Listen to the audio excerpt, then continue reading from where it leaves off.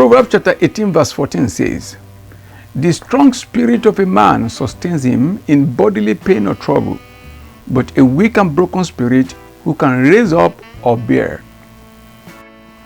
In most cases, what people reference as experience is actually a regret. So when they say, "I am advising you out of experience," the advice they offer is actually out of regret. To have experience is to go through a terrain or path to the end, good, hard, or even difficult. Despite the pains, the troubles, discomforts and distractions, and of course all the odds in a situation, you still made it through in a manner people imagine how. That is experience. In this wise, something sustained you, something strengthened your spirit. Otherwise, you probably would have turned back, totally distracted or even diverted. The person who turned back or gave up did not experience anything, and such will only express regret of the taste in a fearful warning, a regret for even attempting it. Again, in this wise, behind every regret is a broken spirit. In the text we just read, the components of man are mentioned with their functions. It talks of the spirit, and in this context, the heart of man, which is the conferencing of the spirit of man and his soul. It talks of the body of man. Each of the components of man has purpose, function, and of course a voice. That is the manner it speaks or expresses itself. The spirit, for instance, is the organ a man created for the purpose of interacting with God, as God is spirit.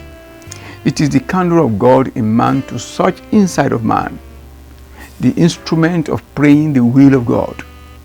The soul is the man himself, the imaging faculty of man, that is imagination. It relies on information. That information is then processed into an image of the issues of life.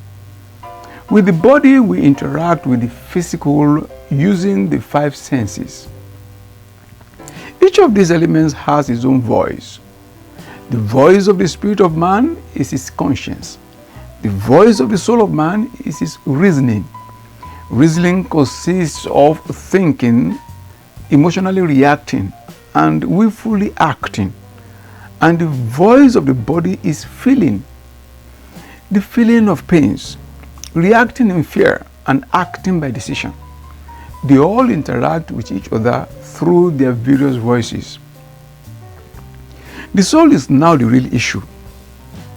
The spirit contends for it, and the body contends for it, because it is the part of us responsible for the sustenance of the information either of them offers. Please know that our soul or heart is knowledge-based.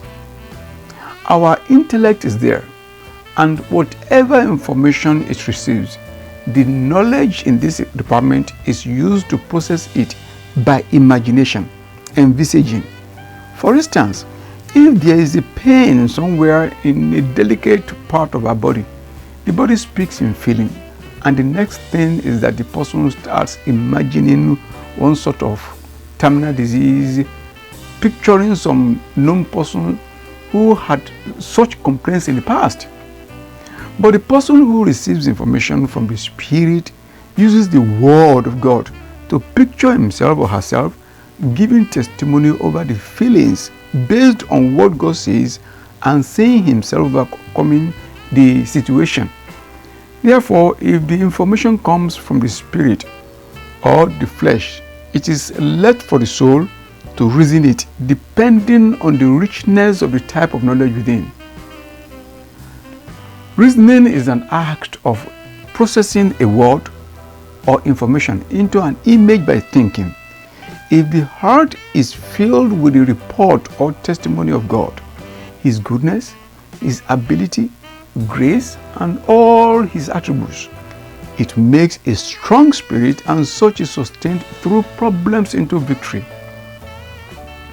A strong spirit is an overcoming spirit, and the secret is the ability to process what the Spirit says into images of testimonies according to the word of God.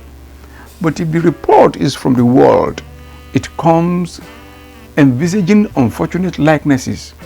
The heart or spirit will be broken, downcast, even fail.